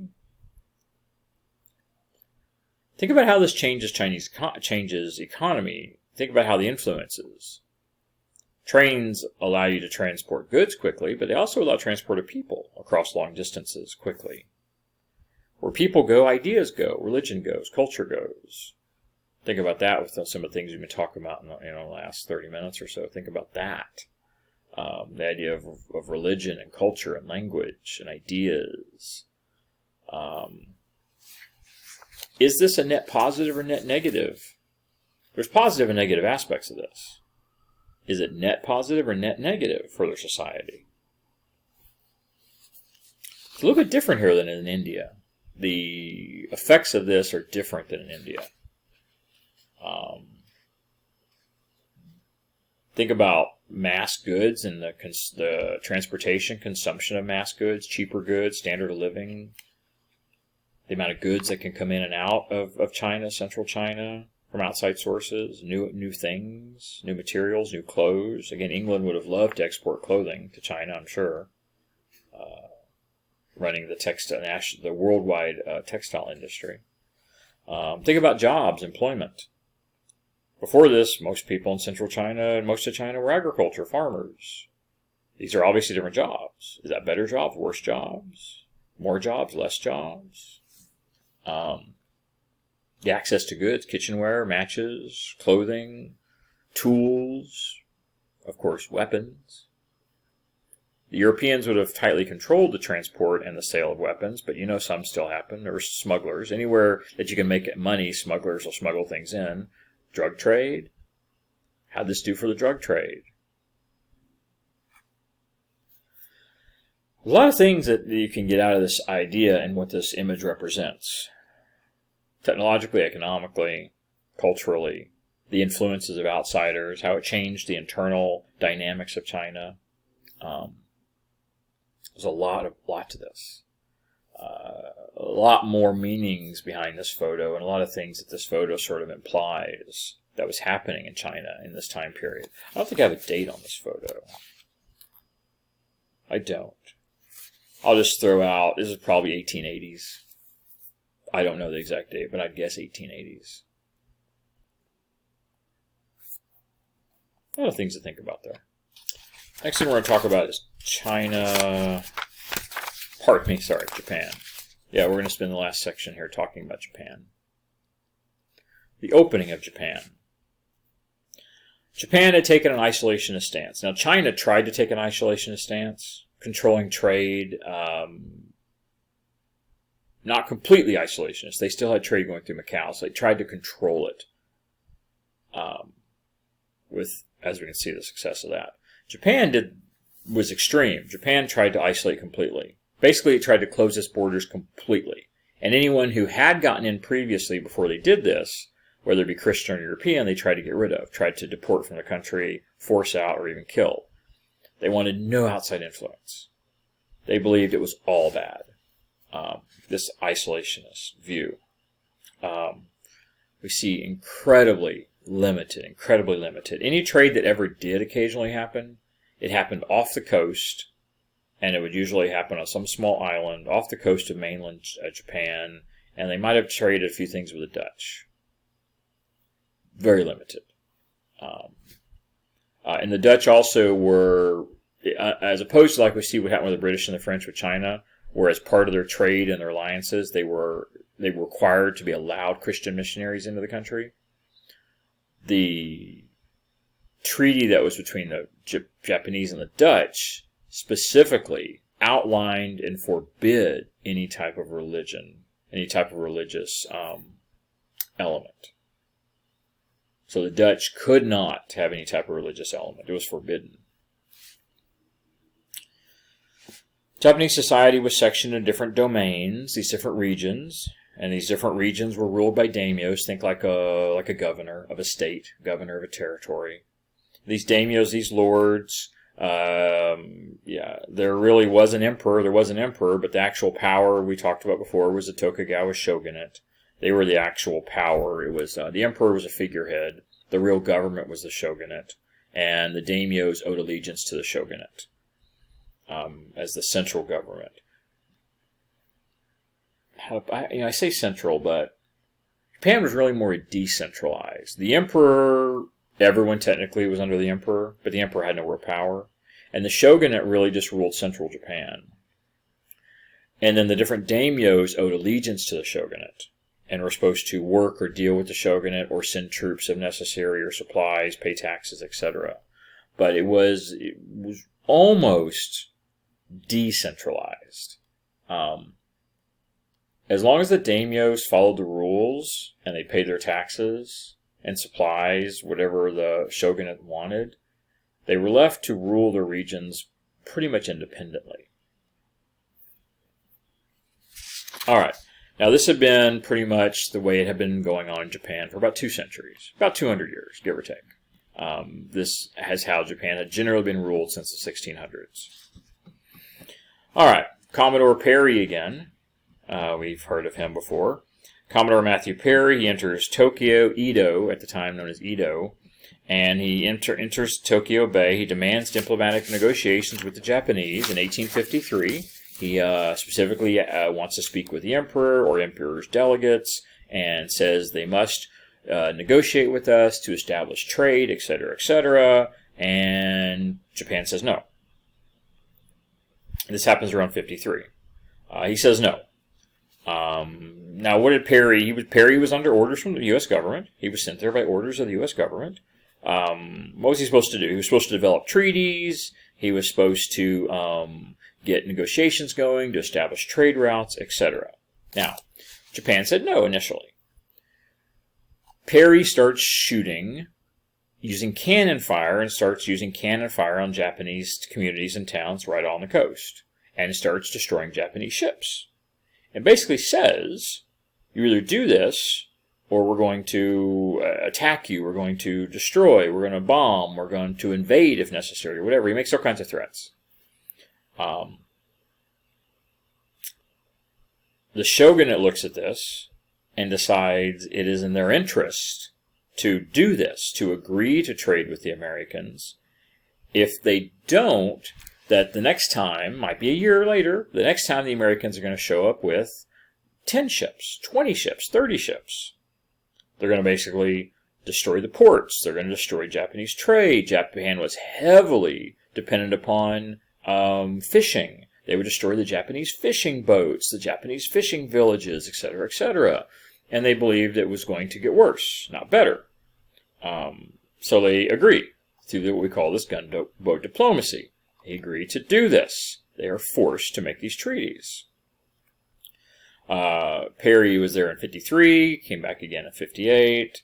This happens. And eventually Japan opens up 2 ports, 2 port cities, to trade with the Americans.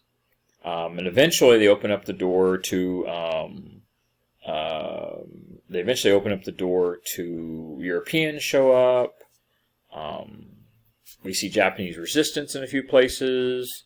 More ports are destroyed. Japan relents again and says, okay, fine.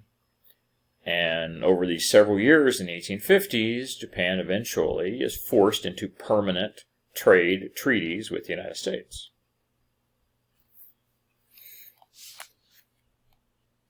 Known as the opening of Japan. All right, the Meiji Restoration. Now, the Tokugawa shoguns, they were the authority. They were the government, basically, for over 200 years. They were eventually removed from power. They were overthrown from power. And they put the emperor back on the throne. Now, the emperor had been around. There had been emperors. But they just didn't have any power. And so this Meiji restoration, the Meiji is the emperor. He is put back in power. The shogunate is removed from power, executed. The shogunate leaders are executed, removed from power and executed. And the emperor is put back in authority.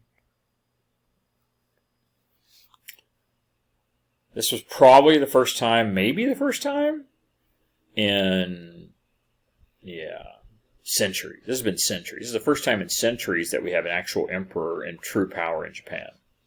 The samurai, the military power and authority had generally been running, even though there had been an emperor, had generally been running Japan's affairs for centuries. We have an emperor back in power again for the first time in many hundreds of years. Now, trying to gain a strong army, they want to work, they want to have a rich nation, they want to have wealth and power. These reformers, they're basically the ones in charge. Even though the emperor's in charge, the actual government is really the Meiji reformers. They're the ones who are really running the show, the ones that put the emperor back in power from behind the scenes. They began to adopt Western-style modernization, Western technologies, Western clothing. They studied the Western world. They study tech and weapons and clothes. They start dressing in Western attire. We see people in authority in Japan learning English and speaking English and working with English business people, Americans and British, and French as well. And there's this analogy which starts to come about, the idea that America is Japan's mother and France is Japan's father. And it was determined, basically, if you can't beat them, join them. So China went through this period in the same time period and ultimately rejected Westernization. Ultimately rejected it until after 1912. Japan goes through this turmoil and realizes the other direction. This overthrow of the traditional government, the traditional shogunate, to where even in the late 1800s, they were still fighting on horseback with swords and spears and bows and arrows. Yes, even in the 1860s, they were still fighting with swords and spears and bows and arrows. They understand that the Americans are showing up with cannons and ships and long-range rifles, and they quickly realize that's not going to work.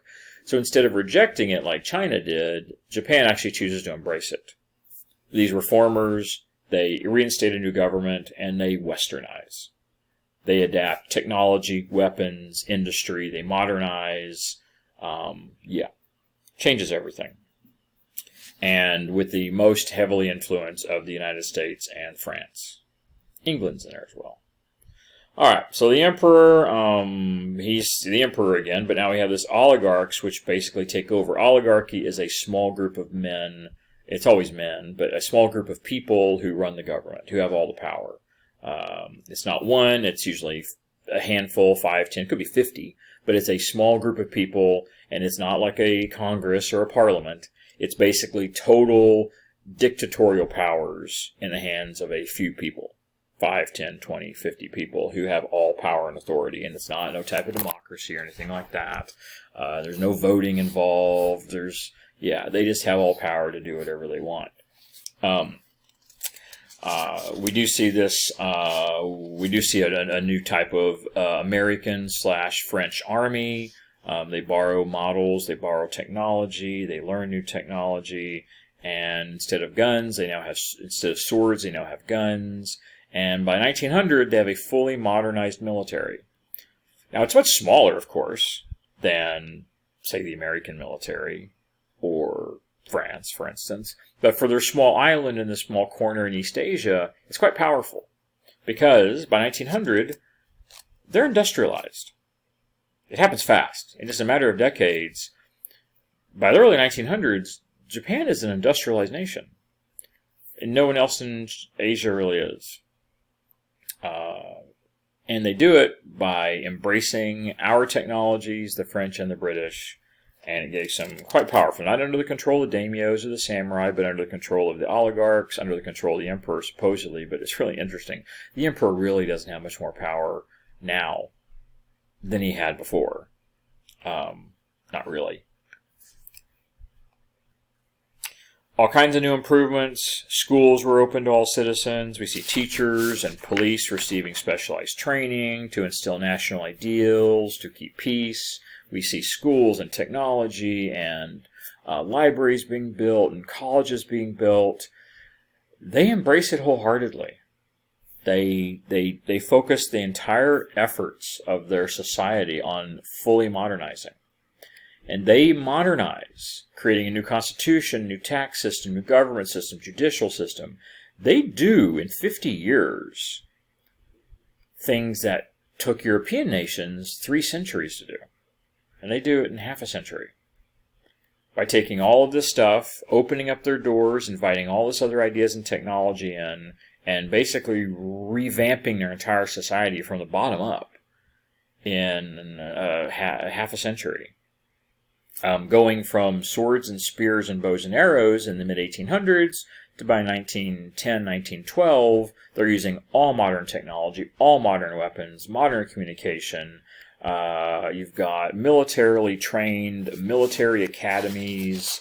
It becomes the most advanced culture and most technologically advanced culture in all of Asia, and honestly, outside of Western Europe, anywhere in the world. The speed in which they did this is amazing. But it's because it all already existed. It all existed already. They simply took what already existed from the Europeans, the French, the Americans, the British, and took it and immediately implemented it. Immediately took all the money, investment. They built the factories, the plants, the shipyards, the train yards. It's really quite an amazing thing how quickly it happens. And ultimately leads them down a very aggressive path, which comes full circle right back to us again, of course, in World War II, 1930s and 40s, when they become our enemy. But they never really were our friend, even though they were our ally. They were nominally our ally for much of the late 19th century and much of the 20th century until World War II. They were sort of our ally.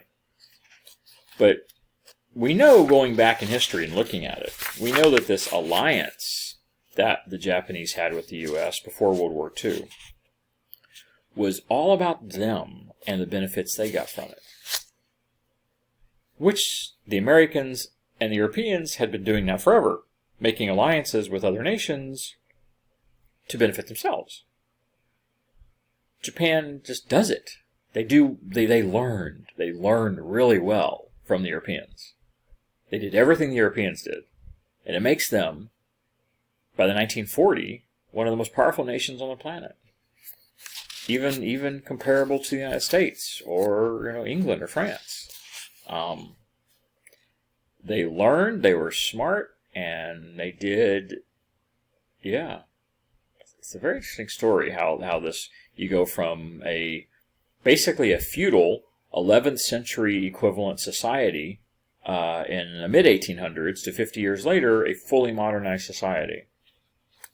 Quite interesting. Japan does adapt a constitutional government. They are the first non-Western country to do it. Taxes, institutions. They institute a military draft.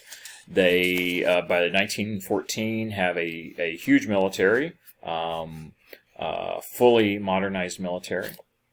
Now, the traditional culture of China had been built and influenced by China, or of Japan had been influenced by China. This culture of Japan had been influenced by China for thousands of years. Simply put, thousands of years they've been influenced by China.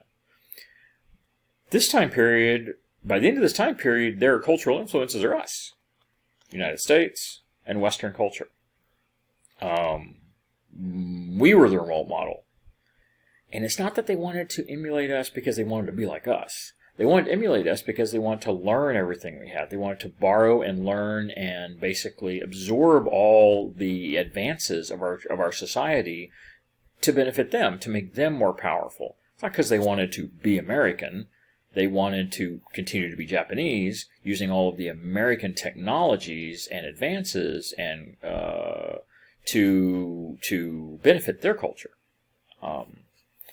Because it becomes very clear by the early 1900s that the Japanese consider their culture superior to all other cultures. And again, that's just exactly what the Europeans did, isn't it? The Europeans came to believe their culture was superior to everyone else. And so the Japanese learned everything from us, including the racism, the bigotry, the hatreds, the prejudices that the whites had against the whole rest of the world. The Japanese learned that against everyone too. They came to adapt our racisms and our prejudices and our bigotries and our hatreds. They learned everything from us.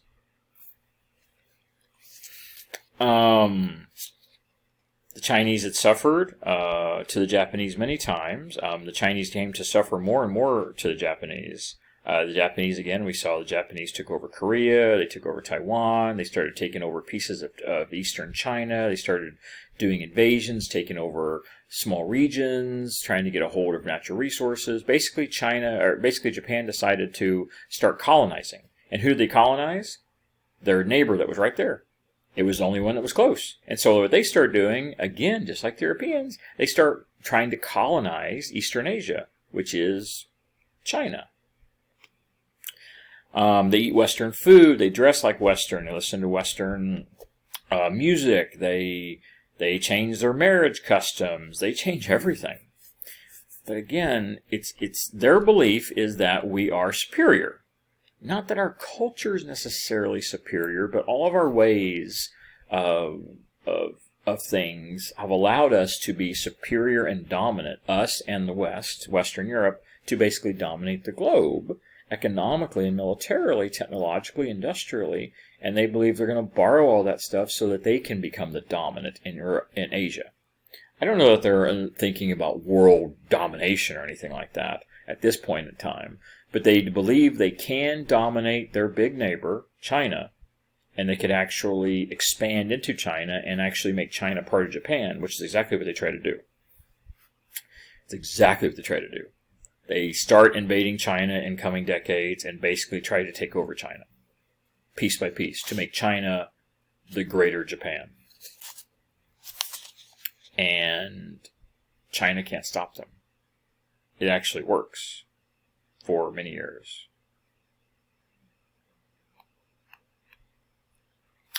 Industrialization, probably the most important part of the westernization. Of course, industrialization is the most important factor. Without this, nothing else matters. Without the industrialization, doesn't matter what your technology you have if you can't build it. Doesn't matter what new sciences you have if you can't build it. You can have all the new tech you want, all the new ideas, all the new et cetera, but you got to have factories, you got to have machines to build the stuff. So they had to industrialize. The government becomes involved. Industrialization. One of the most important needs was energy. Japan had some coal mines. They increased their output of coal. Heavy industry. They borrow ideas. They borrow tech experts. They bring in hundreds of engineers from Europe and America. They pay them to come in and work. Negotiations, trade deals, technology deals. They bring in military experts. They bring in military experts from the West to actually train their soldiers, to work and actually teach at military academies, to train modern soldiers in modern warfare and technology and strategy. It's extensive. It really is. It's extensive. It is one of the most amazing stories. It's a shame that in a way it sort of has a bad ending with what happens with World War II, but they did something that I think anyone looking at it at the time, say 1860s, would have looked at it and said, that's impossible. There's no way you can do that. I mean, it's taken Europeans centuries, hundreds and hundreds of years to get here. And Japan's going to do it in a couple decades. But they did. China power increases. China's power reduced. Japan starts taking more advantage of China, controlling trade routes, the Silk Route, the Tea Route. They start competing for From the 1870s to 1900, Japan increases its international trade 10 times. Matter of fact, by 1914, Japan's trade is equivalent to China's. China's like 100 times bigger, more than that, bigger than Japan. And much of the reason it does that is because Japan actually takes over a lot of Chinese trade, takes over trade routes. They take over a lot of the trade partnerships with the Europeans, promising they can provide the goods the Europeans were actually getting from the Chinese. Yeah. We see develops the new technologies, new businesses increase, entrepreneurial power, factories being built. We see low price goods. Japan starts doing what the Europeans did. They basically start importing all these raw materials from the islands around the Pacific that Japan takes over. They start importing raw materials from places on the coast of China that Japan takes over, and they start producing them in their factories and then selling these low-cost, mass-manufactured goods like the Europeans have been doing for centuries, bringing incredible amount of wealth to Japan, but also increasing the standard of living for Japanese people because they've got all these mass-produced, cheap goods, high-quality, modern goods. So it actually makes the actual quality of life and standard of living for Japan much higher. As opposed to, like, you see some of this stuff gets into China, and the mass population in China is still poor, poverty-stricken peasant farmers. Japan doesn't do that. Japan, by 1914, is the most educated society in all of Asia. Per person, they have more educated people than on a per capita basis than all the rest of Asia. They start bringing in all those people and educating them. They actually raise the status of their entire population. It isn't keeping a mass of people at the bottom that are basically these poor, poverty-stricken folks. It actually elevates the standard of living, the educational level of the entire population.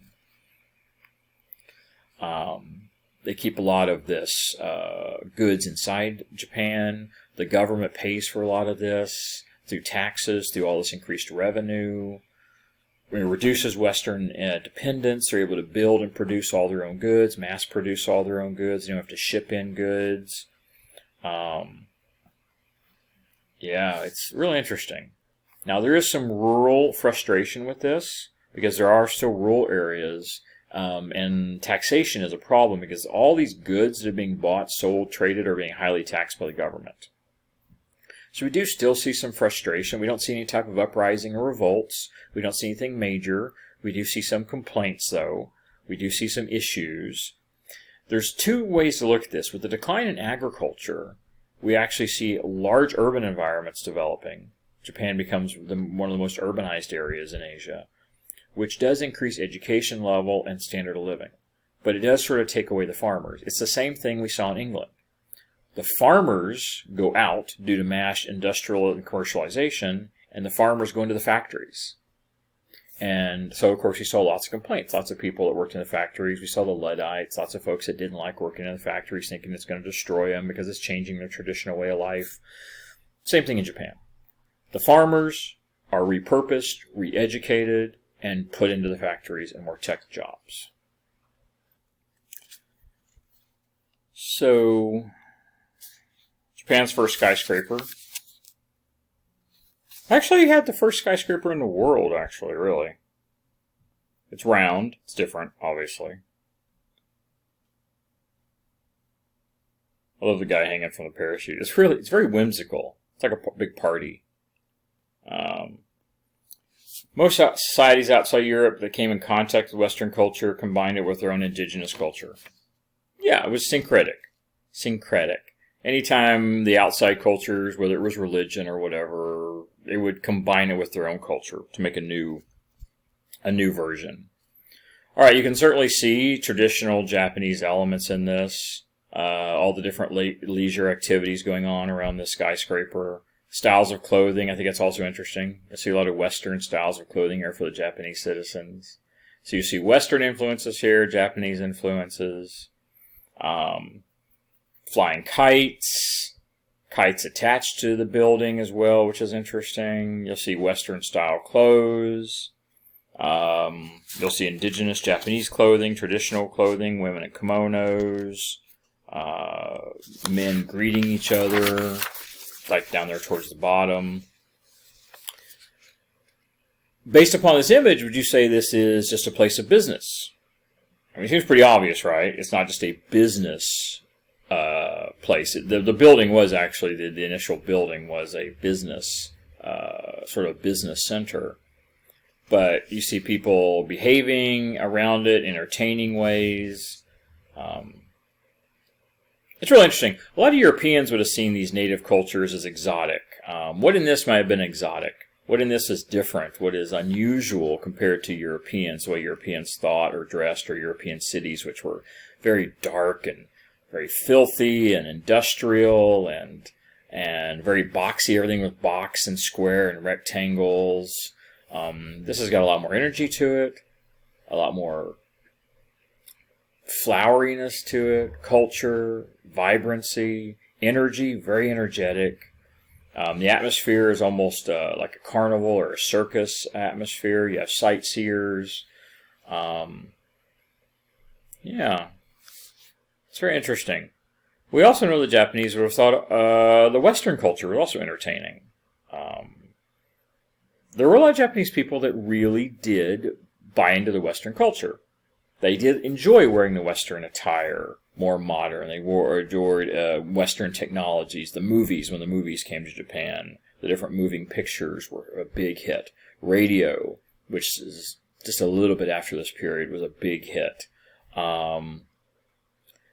Once the Western culture in Japan westernized, there was never any looking back. People came to enjoy all the modern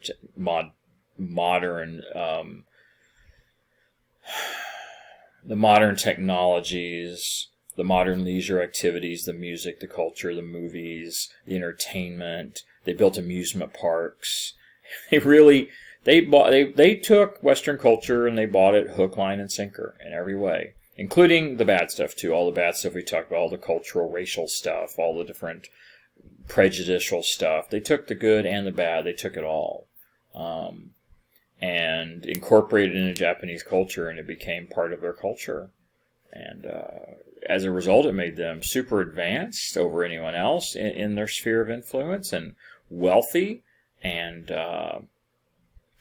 economically, militarily powerful. They built ships and fleets and electric power plants. I mean, they did it all.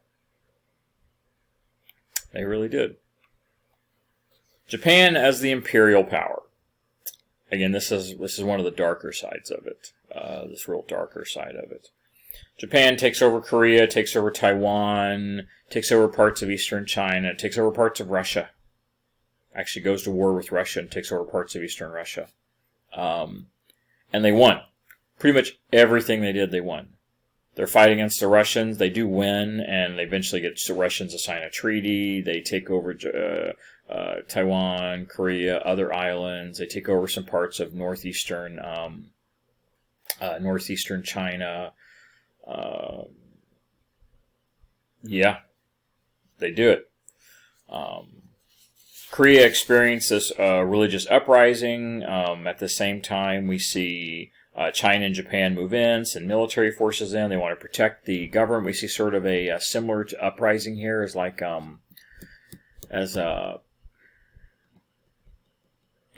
of as what we saw with the Taiping Rebellion. We see this sort of this Christian uprising sort of happen in Korea temporarily, or this Christian push. And we see both the Chinese government and the Japanese government send in authorities and military to try and put down this uprising, which was sort of pushed by Western ideas, Western culture, Western religion, to protect Korea from this. Of course, we know really what they were doing was seeing it as an opportunity to come in and get a permanent foothold and permanent control over Korean trade and Korean products and goods and the population. Ultimately, China and Japan end up fighting each other in this Sino-Japanese War, which we spoke about previously. In 1894, Japan wins, China's loss, and by 1910, Korea has complete control of Japan. Japan has complete control over Korea by 1910. They set up military bases and it is a protectorate. It is a controlled, protected territory of Japan until after World War II. As an attempt to gain territory in China, Japan crosses paths with Russia, and they get into this Russian conflict. Japan attacks Russia, Russia retaliates, and Japan wins this, takes over this corner of northern China, which is also a southeastern corner of Russia. It's not really influential to Russia. It has almost no effect upon Russia. Russia quickly signs a treaty and says, keep it, we don't really care. They don't really want anything to do with it. It's not really a big deal to them. Now, this is interesting. We do count this as a European defeat. It is the first European defeat to an Asian power ever. It is thought to be the first European defeat to an Asian power ever. Don't overinflate that. They take a little corner of Russia, like a little small part, which is basically just woods and mountains and snow. It has very little influence.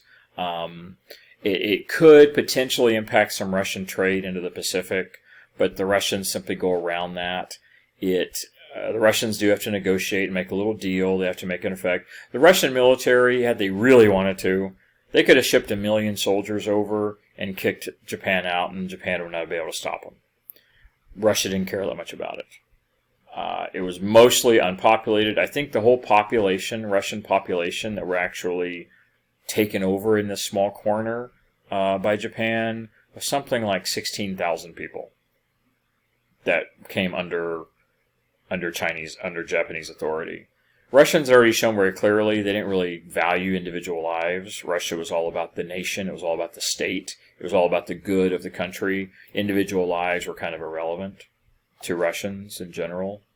So the fact that 16,000 people were lost, as opposed to going to a full-scale war with Japan, which might have involved 1 million soldiers, I think Russia just writes it off as, whatever. Not that big of a deal. Technically, yes, it's a defeat for a European power, but Russia didn't really try, frankly. It's a conflict that lasted a few months, and Russia kind of is like, whatever. We have some trees and foxes and a few of our people, whatever. It wasn't really a big deal.